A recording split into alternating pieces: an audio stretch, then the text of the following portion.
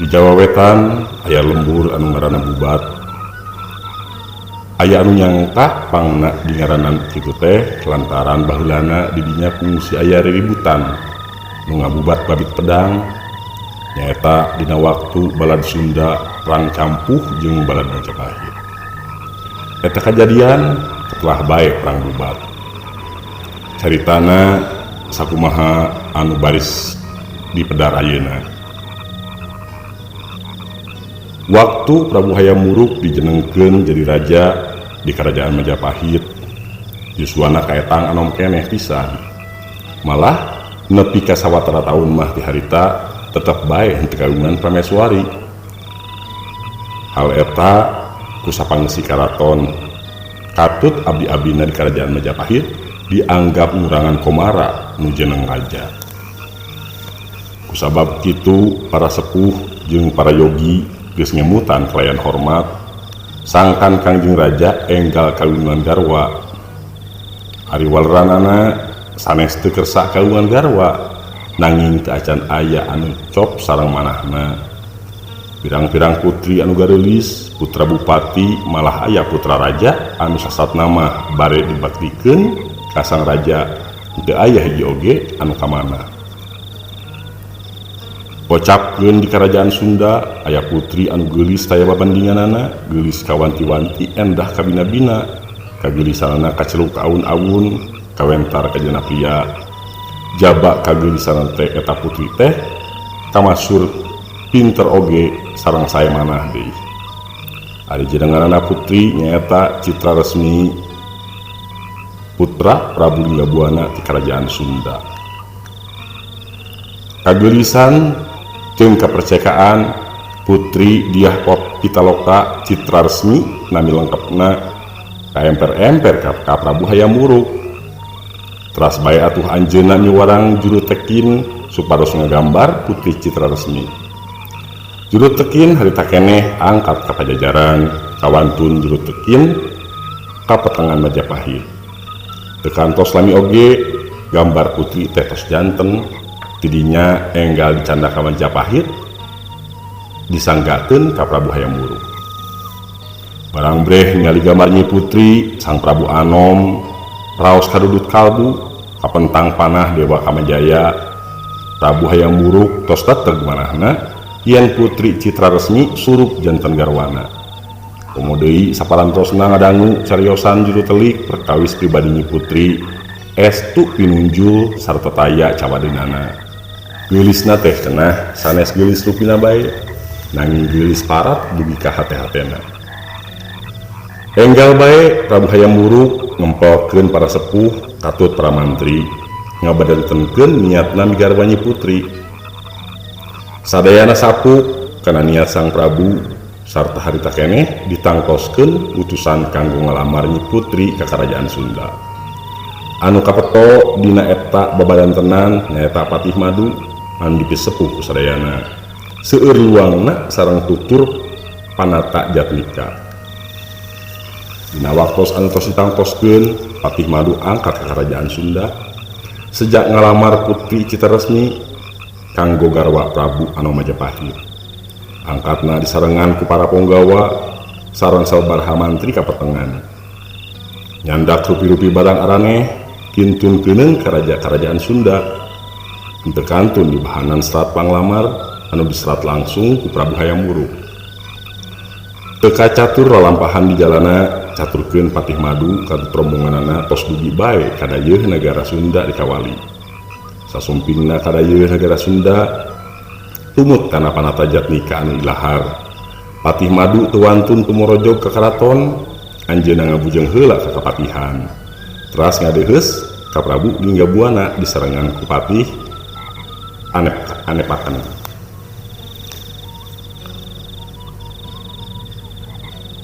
Sanggeus nunjung sarta ngahormat Patih Madu nyanggakeun kikintunan bari sakantenan masihkeun serat ti Raja Majapahit nyaeta Prabu Hayam Wuruk. Serat ditampi ku Kangjeng Raja teras diilo rumet pisan. Unggalna serat nunjukkeun panuhun Prabu Hayam Wuruk kagungan maksad palai migarwa putri Citra Resmi. Kangjeng Raja nyaur prameswari serat diaos sakali deui di payunan garwana digerendengkeun kalawan antare unggelna tetela sareng kahartos rehna Raja Majapahit Prabu Hayam Wuruk sejak nileuheungkeun putri Citra Resmi. Kangjeng Raja pamenteuna marahmai manahna langkung bingahna kitu deui sareng prameswari.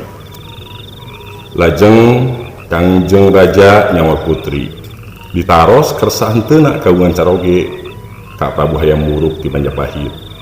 Kawit nama sang putri semunu ewet lami-lami pok sasauran antarenaker basana sadaya-daya ngiringan sakersa lama. Namun aya panuhuna palai direndengkeun di Majapahit. Sang raja ngadawuhan ka patri anepaken supados nampi patih madu sarencangna.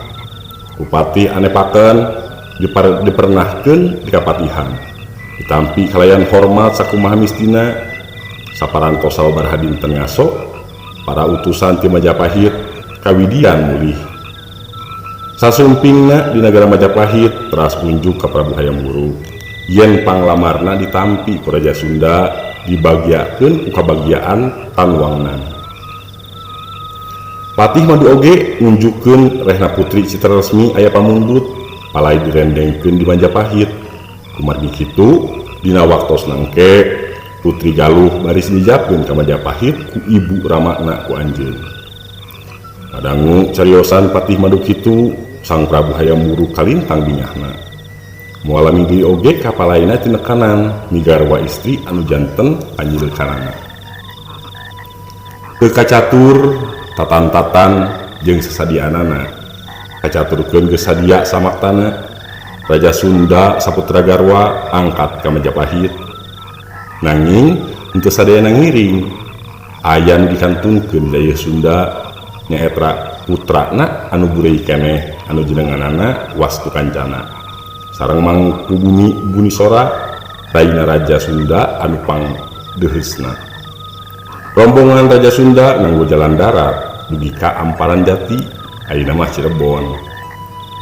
Tidinya diteraskeun nganggo jalan laut kumargi niatna oge bade nikahkeun teh rombongan kerajaan Sunda teh teu seueur sadayana teh mung aya 100 urang kalebet sang raja prameswari sareng nyi putri. Aya eta oge pasukan bela mati anu ngiring nanging mung kanggo ngajaga keamanan bae. Bilih aya bancang pakewuh di perjalanan. Jauh di jugjug anggang di teang Raja Sunda sabaladna tos dugi ka Majapahit. Ngarereb saheulaanan di tepi suwiring Majapahit nyaeta di tempat anu kiwari neulah bubat teh. Enggal bae ngadamel pirang-pirang tenda anu pangageungna tenda Kangjeng Raja ditema ku tenda prameswari sareng Nyi Putri. Tetebih tidinya tenda para pangagung dilingkung ku tenda pasukan bela mati sareng tenda para pangiring sanesna. Kuwu bubat gesat-gesut indit kadayeuh teras ngadeuheusan ka Patih Majapahit. Terasa sarengan unjukan ka Sang Prabu yen tatamu ti pajajaran parantos sumping. Sang Prabu babadan tenan sareng para sepuh enggalna bae diputus harita keneh yen Sang Prabu kersa mapagi garwaeun. Kuwu bubat enggal bae ditimbalan supados nuningakeun hal eta ka Ratu Sunda. Kacaritakeun Patih Agung Gajah Mada Patih Majapahit anu kawentar kongas gagah, patih anu boga karep ngawasa jeung ngareh nagara-nagara nu aya di sakuliah Nusantara. Malah eta patih geus ngangkat sumpah moal ngadahar buah palapa lamun tacan bisa ngalukeun nagara-nagara nu aya di sakuliah Nusantara. Patih Gajah Mada henteu ngarujukan kana kersa Sang Prabu bade mapag digarwaeun ku kabubat. Patih Gajah Mada boga anggapan kalungguhan Raja Sunda henteu beda jeung raja-raja liana anu geus talu ka Majapahit. Kulantaran kitu Raja Sunda kudu dianggap datangna ka Majapahit teh pek pasrah sumerah sarta ngabaktikeun putrina ka Raja Majapahit. Upama Raja Majapahit kersa mapag ku anjeun sarua jeung nurunkeun komara katut wibawana. Patih Gajah Mada ngadadarkeun akibatna anu cenah baris ngarugikeun citra Raja Majapahit. Upama Ratu Sunda dianggap satata, kumargi dugi kadangat harita Ratu Sunda teu kersa bae talu ka Majapahit.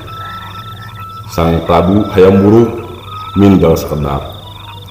Semu ewed ngagalih piunjuk Patih Gajah Mada. Nanging kumargi anjeunna alim kapapanjangan pok bae sasauran. Nya ari kitu mah kumaha Bapak Patih bae atuh. Patih Gajah Mada mundur ti payunan ratu, ngarentahkeun tatan-tatan metakeun barisan cenah geusan ngahormat mapag tetamu. Ari pasang petana jauh tina maksud mimiti, Ratu Sunda rek dipapagkeun di kapatihan terus diajak babarengan ngadeuheus ka karaton nepangan Sang Prabu Hayam Wuruk. Sakumaha ilaharna raja-raja lian di Nusantara anu geus jadi patalukan kerajaan Majapahit. Ari Ratu Sunda di palataran bubat ngantos-ngantos anu mapag henteu jol bae. Enggal bae anjeunna miwarangan utusan angkat ka dayeuh negara Majapahit. Nyarioskeun yen rombongan negara Sunda parantos sayogi nampi anu mapag. Anu diutusna Patih Anepaken, Demang Caho Panghulu Borang jeung Patih Pitar. Disarengan ku 300 pasukan bela mati, eta utusan ngajugjug heula ka kapatihan. Patih Gajah Mada kasampakeun aya gulang-gulang anu ngajaga kapatihan.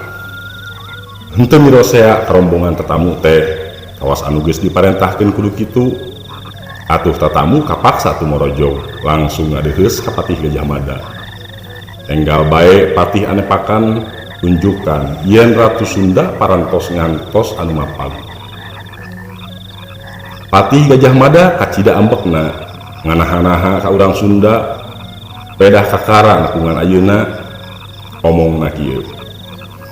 Sang Prabu Hayam Wuruk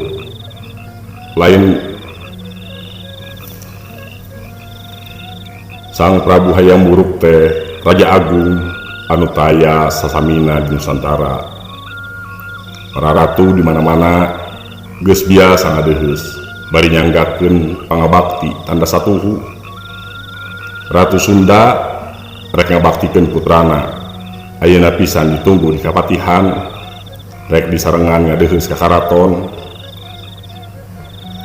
Ngadangu omongan Patih Gajah Mada kitu, Patih Anepaken salirana ngagidir.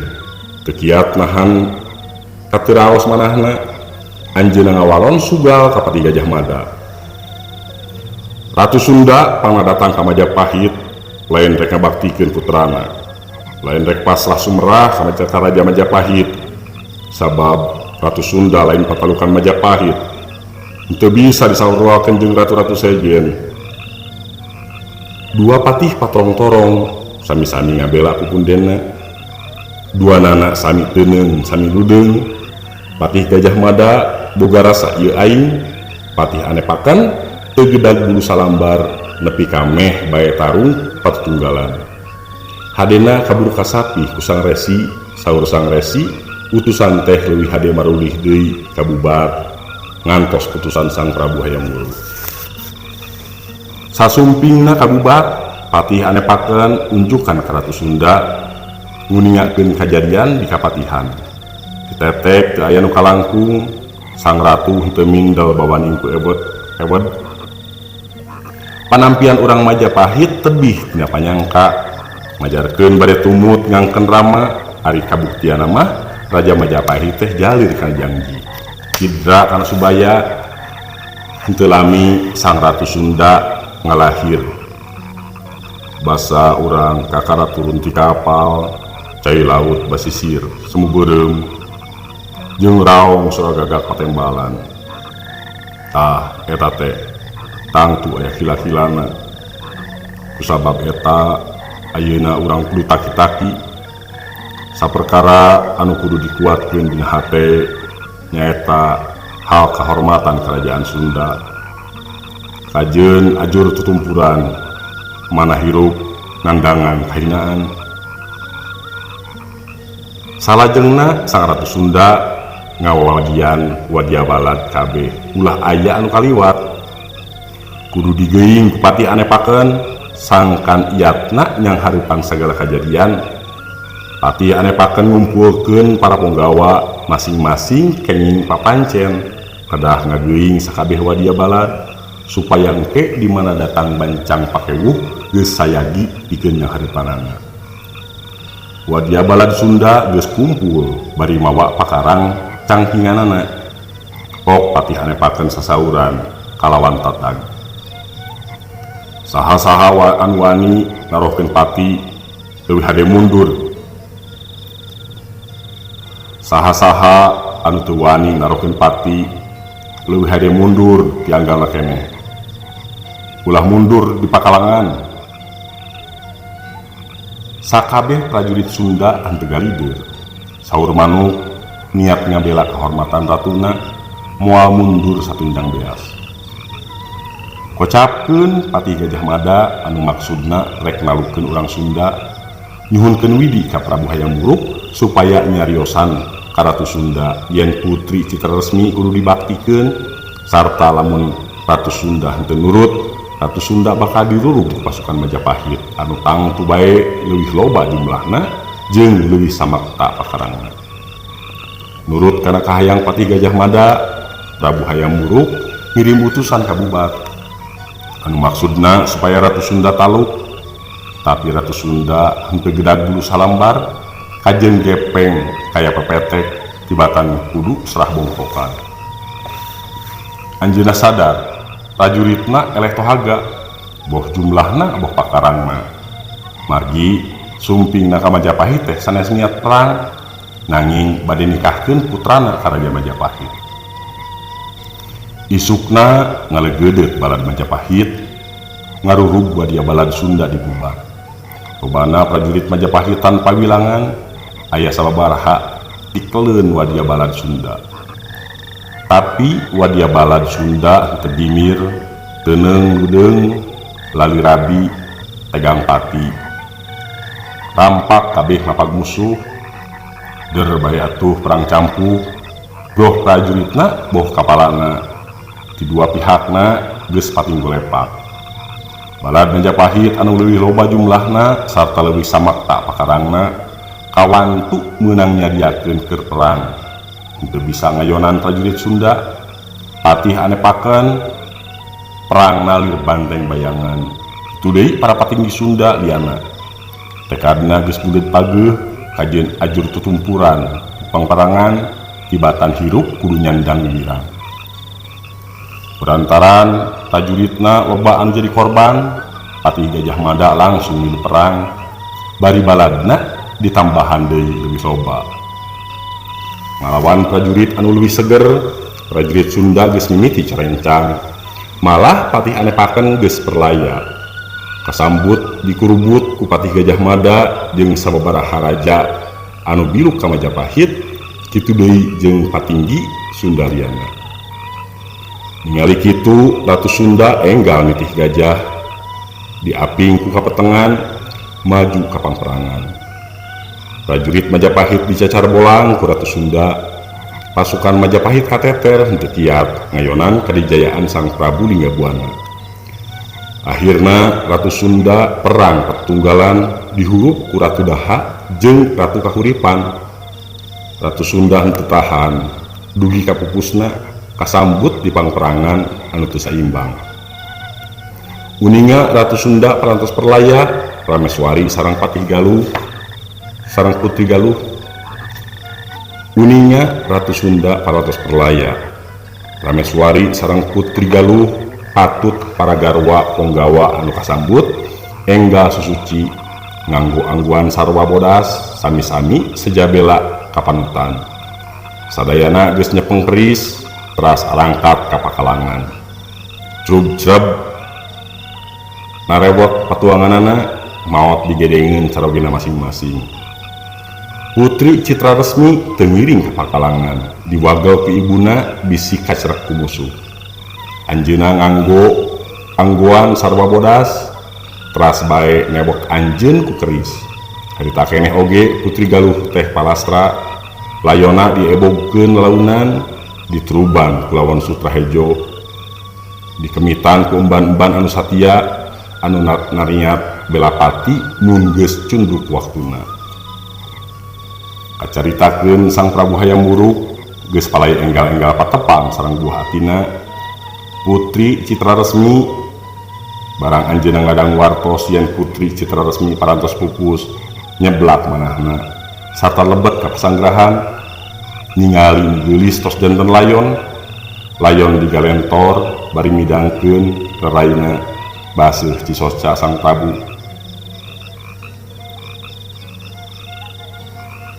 Layon digalentor bari midangdam reraina baseuh ku Cisosca Sang Prabu.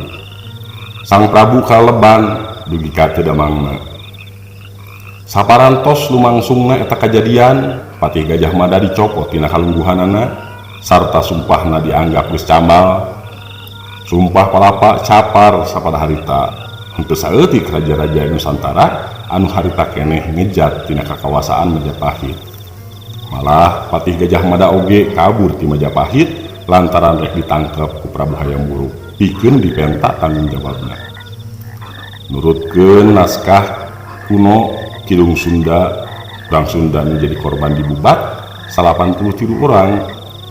Hari korban di pihak Majapahit 3.748 orang. Gajah anu paeh aya 14, kuda 27. Raja Sunda anu kasambut dibubat katelah bae julukanana nyaeta Prabu Wangi lantaran jenenganana jadi seungit sumeleber nyambuang ka sakuliah Nusantara. Kalungguhan di Kerajaan Sunda diteraskeun